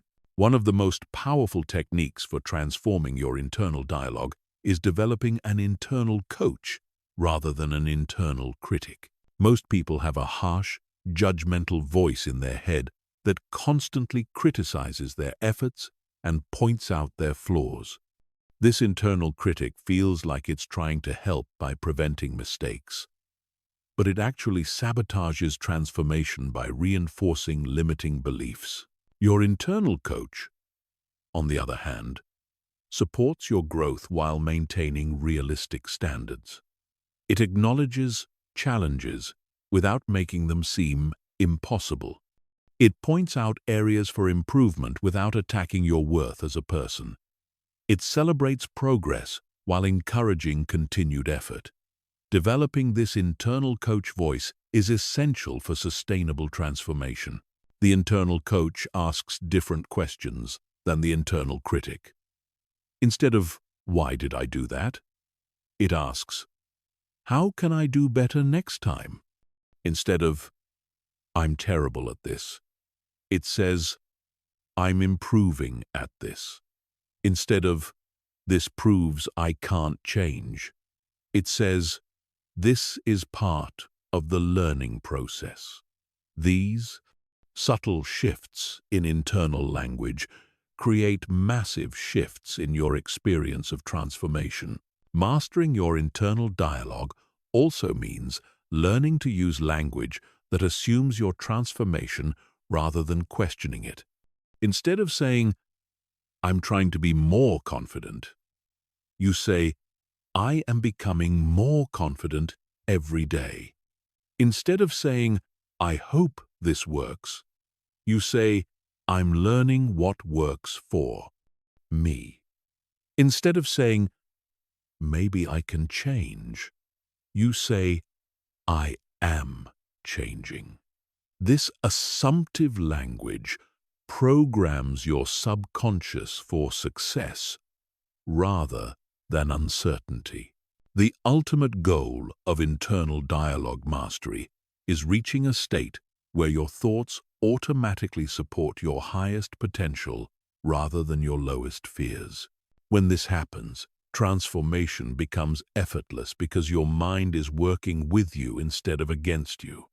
Your internal dialogue becomes a powerful ally in creating the life you want, instead of a constant source of resistance and limitation. Chapter 13. Navigating Relationships During Transformation. One of the most challenging aspects of personal transformation is how it affects your relationships with other people. As you change, you're going to discover that not everyone in your life is going to support or understand your transformation. Some people will be threatened by your growth. Others will try to pull you back into old patterns. Some will question your authenticity or accuse you of changing too much. Understanding how to navigate these relational challenges is crucial for maintaining your transformation while preserving important relationships. The first thing to understand is that when you transform, you're not just changing yourself, you're changing the entire dynamic of every relationship you're in. Relationships are systems, and systems resist change. If you've been the insecure friend, the struggling sibling, or the people-pleasing employee, other people have organized their identity and behavior around those roles. When you suddenly start operating from confidence, success, or assertiveness, it disrupts the entire system. This disruption isn't malicious, it's unconscious. The people in your life have developed ways of relating to you based on who you've been. They've learned how to communicate with you, how to support you, how to get their needs met through the relationship. When you change, they have to learn new ways of relating, and change is uncomfortable for everyone, not just you. Some people will adapt to your transformation and even be inspired by it. These are the relationships that will grow stronger and deeper through your change. But others will resist your transformation and try to pull you back into familiar patterns. They might criticize your new behaviors, question your motivations, or create situations that trigger your old identity. This isn't necessarily because they don't want you to be happy. It's because your transformation makes them uncomfortable about their own lack of growth. Understanding this dynamic allows you to respond with compassion rather than defensiveness. When people resist your changes, they're not attacking you personally. They're trying to restore the familiar system that gave them comfort and predictability. Your job isn't to convince them that your transformation is good. It's to maintain your new identity regardless of their reaction. Setting boundaries becomes crucial during transformation. You may need to limit time with people who consistently trigger your old identity, or try to sabotage your growth. This doesn't mean cutting people out of your life permanently, but it does mean protecting your transformation during its most vulnerable stages.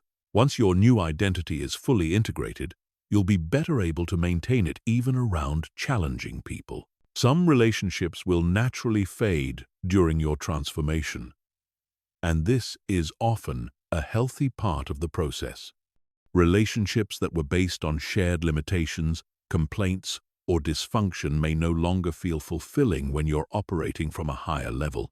It's normal to outgrow certain friendships or find that you have less in common with people who aren't growing at the same pace.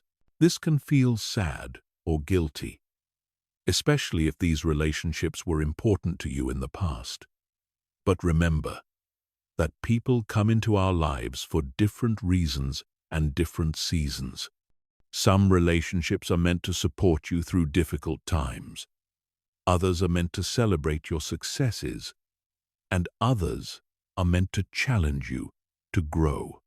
Not every relationship is meant to last forever. And ending relationships that no longer serve you isn't selfish. It's necessary for continued growth. On the flip side, transformation often attracts new relationships that align with your new identity. As you embody confidence, success, or whatever qualities you're developing, you'll naturally attract people who resonate with those qualities. You'll find yourself in conversations that inspire you rather than drain you. You'll build connections based on shared growth rather than shared problems. These new relationships can be incredibly supportive for maintaining your transformation. Surrounding yourself with people who see you as the person you're becoming rather than the person you used to be reinforces your new identity and makes it easier to sustain. This is why seeking out new communities, joining new groups, or finding new mentors is often an important part of the transformation process. Communicating about your transformation requires delicacy and wisdom. Not everyone needs to know that you're deliberately transforming yourself. In fact, talking too much about your changes can sometimes create resistance or make people feel like you're judging their lack of change. Sometimes it's better to simply embody your new identity and let people adjust to the new you naturally. When you do need to address your changes directly, focus on your own experience rather than making comparisons or judgments. Instead of saying, "I'm not going to be a pushover anymore," you might say, "I'm learning to communicate my needs more clearly." Instead of saying, "I'm done with negative people," you might say, "I'm focusing on more positive interactions." This approach is less likely to trigger defensiveness in others. It's also important to give people time to adjust to your changes.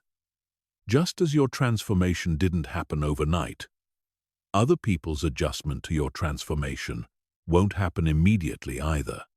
Be patient with people who are struggling to understand or accept your changes, while still maintaining your boundaries and staying true to your new identity. Family relationships can be particularly challenging during transformation. because family systems are often the most resistant to change. Family members may have the strongest investment in keeping you in familiar roles. They may use guilt, manipulation, or emotional triggers to pull you back into old patterns. Navigating family transformation requires extra care and often professional support. Romantic relationships during transformation can either be incredibly strengthening or incredibly challenging. If your partner supports your growth and is willing to grow alongside you, your relationship can reach new levels of intimacy and fulfillment. But if your partner feels threatened by your changes or tries to sabotage your growth, it can create serious relationship problems that may require counseling or difficult decisions.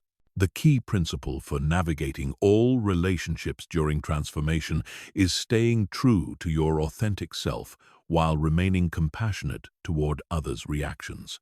You can't control how people respond to your changes, but you can control how you respond to their responses. Maintain your integrity, set appropriate boundaries, communicate with kindness when possible, and trust that the relationships meant to support your highest self will strengthen while those that don't will naturally fade. Remember that your transformation gives other people permission to transform as well. By courageously becoming who you're meant to be, you're modeling what's possible for everyone around you.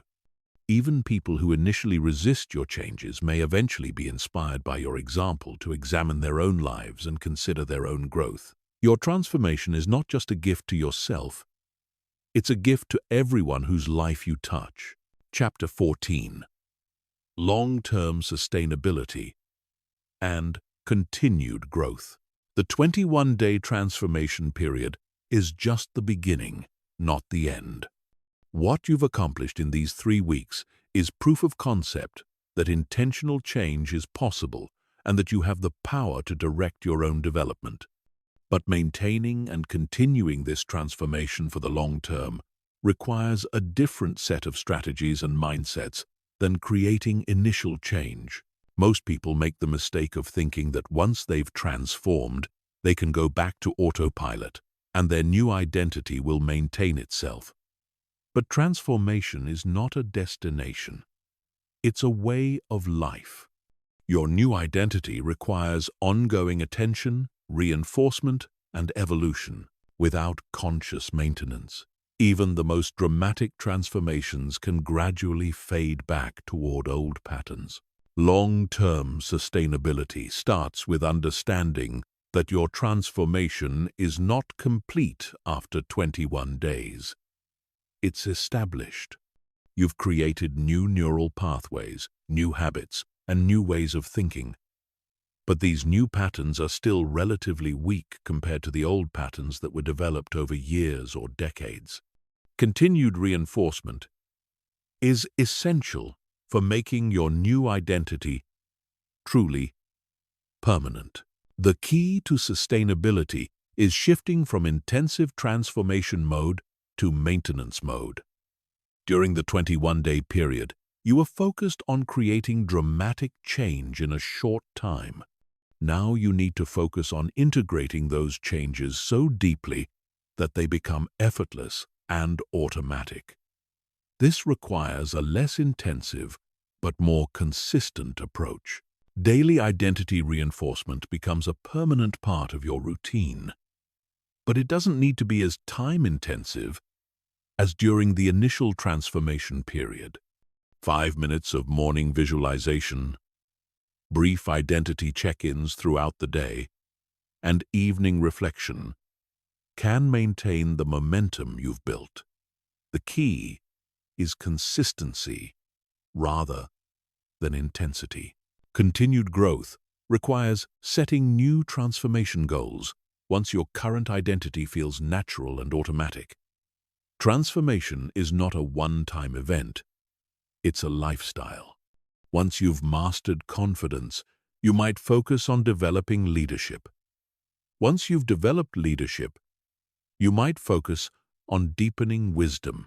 Once you've developed wisdom, you might focus on expanding compassion. there's always another level of growth available. This progressive approach to transformation prevents stagnation and keeps you moving forward rather than backward. Your brain is either growing or dying, expanding or contracting. By continuously setting new growth goals, you maintain the neuroplasticity and momentum that make transformation possible. Environmental evolution is crucial for long-term sustainability. As you continue to grow, your environment needs to grow with you. The environment that supported your initial transformation may become limiting as you reach higher levels of development.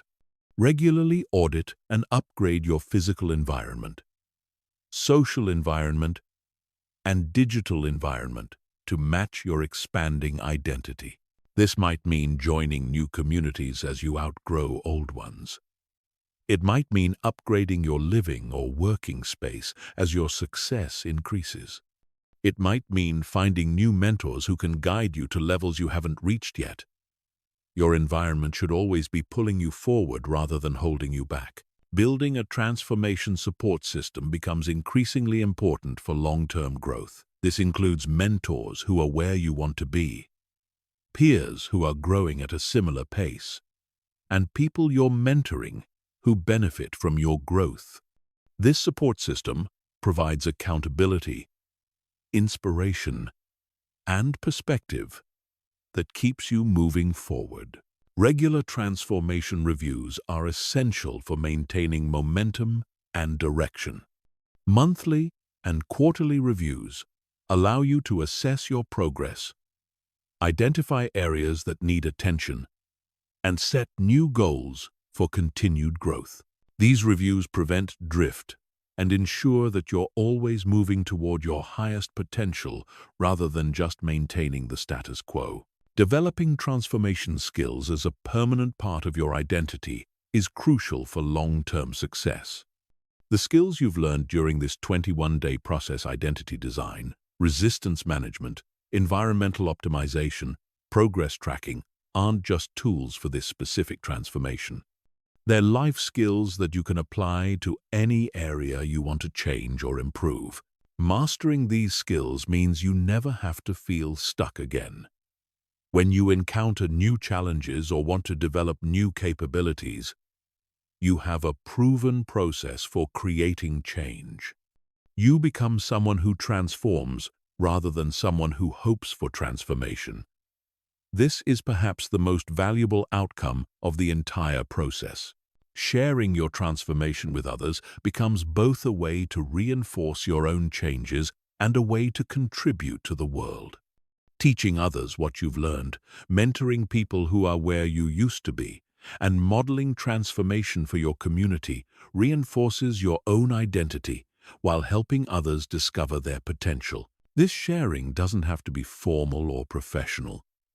It can be as simple as being an example of what's possible, supporting friends who want to grow, or sharing your story when appropriate. The act of helping others transform strengthens your own transformation and creates a positive cycle of growth and contribution. Embracing identity evolution is perhaps the most important mindset for long-term sustainability. Your identity today is not your final identity. The person you become after this 21-day transformation is not the person you're meant to be forever. Transformation is an ongoing process of becoming more authentic, more capable, and more aligned with your highest potential. This means being willing to continue challenging yourself, questioning your assumptions, and growing beyond your current comfort zone. It means staying curious about what's possible rather than becoming attached to any particular version of yourself. It means viewing transformation not as fixing something broken, but as continuously expanding into more of who you're capable of being. The ultimate goal of sustainable transformation is reaching a state where growth becomes natural and automatic rather than forced and effortful.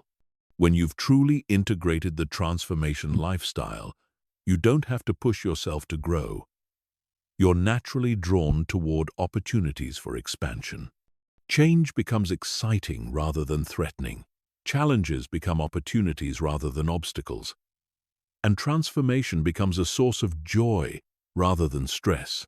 This is when transformation stops being something you do and becomes who you are.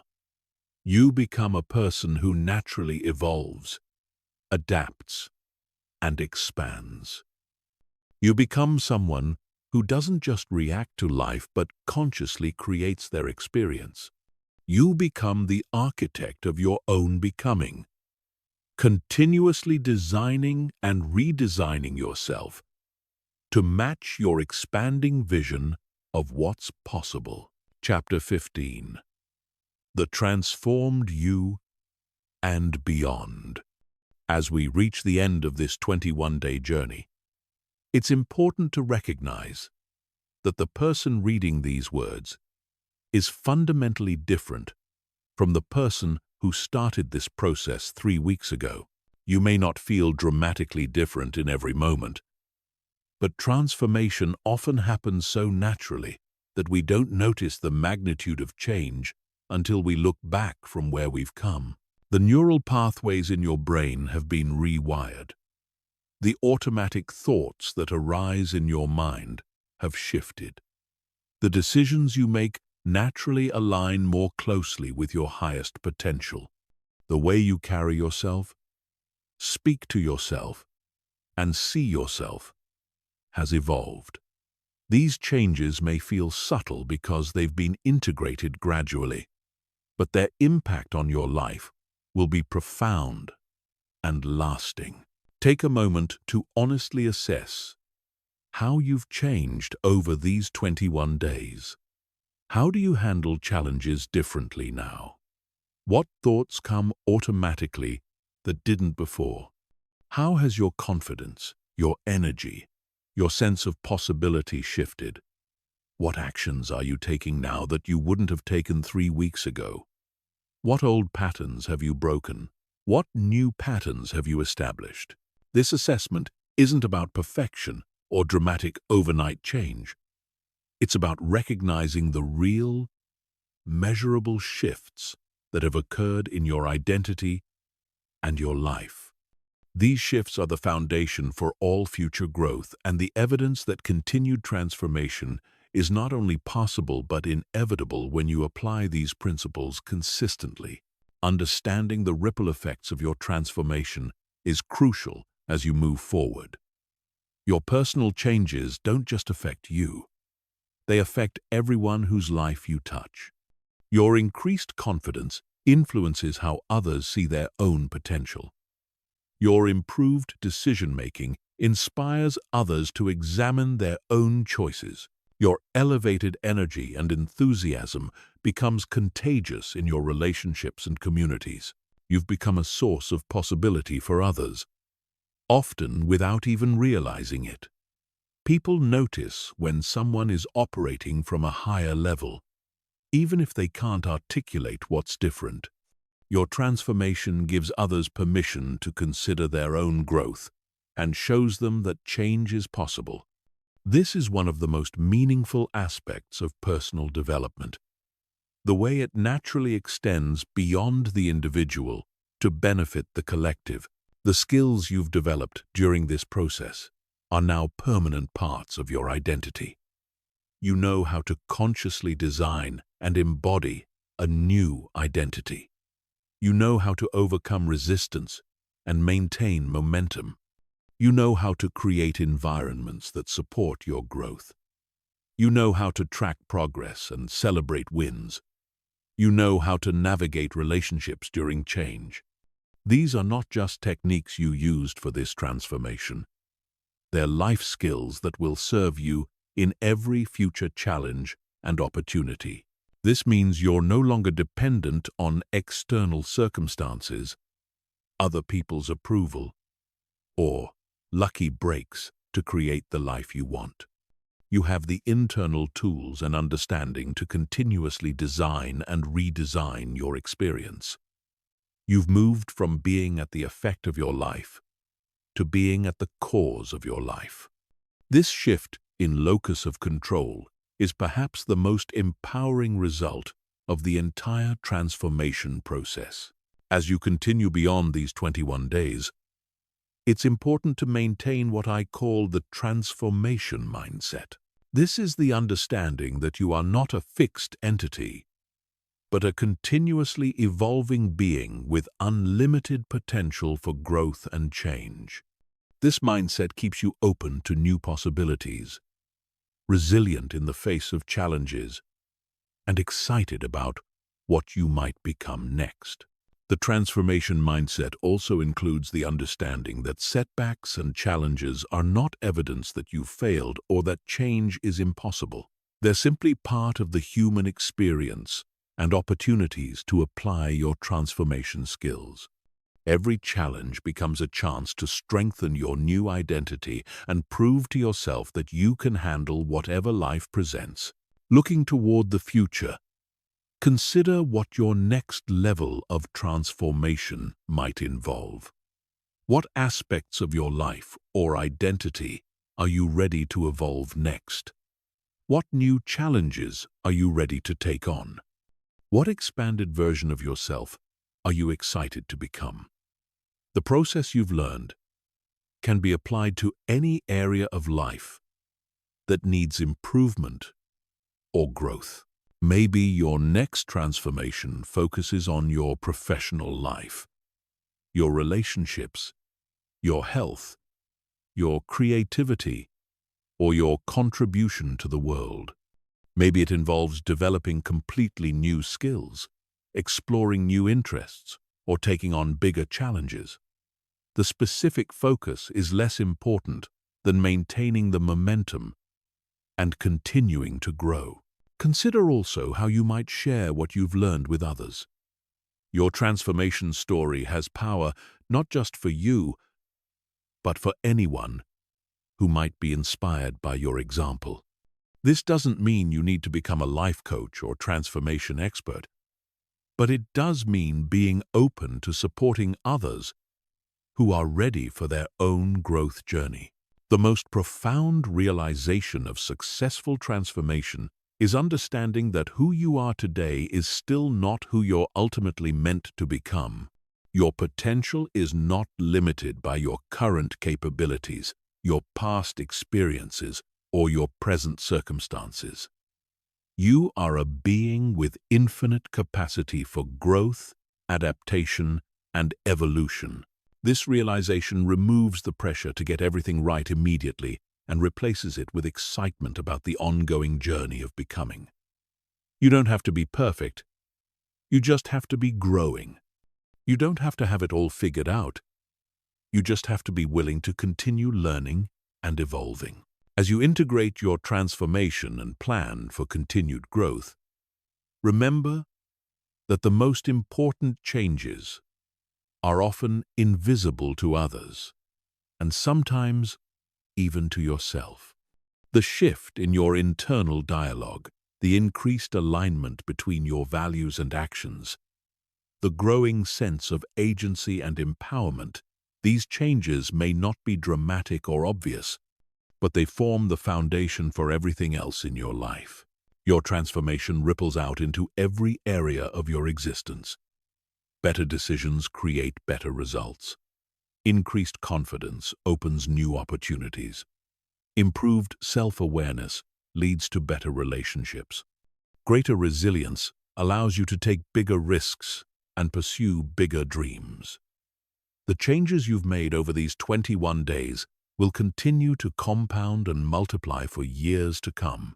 The person you've become through this process is not the end point, it's the launching pad. You've proven to yourself that intentional change is possible, that you have more control over your life than you previously realized, and that the limitations you once accepted were largely self-imposed. This knowledge changes everything about what you believe is possible for your future. You are no longer someone who hopes for change, you are someone who creates change. You are no longer someone who dreams about a better life. You are someone who builds a better life. You are no longer someone who wonders if transformation is possible. You are someone who has transformed and will continue transforming for the rest of your life. This is not the end of your transformation journey. It's the end of the beginning. The real adventure starts now, as you apply these principles and skills to create a life that truly reflects your highest potential. The next 21 days await, and the next transformation is ready to begin whenever you are.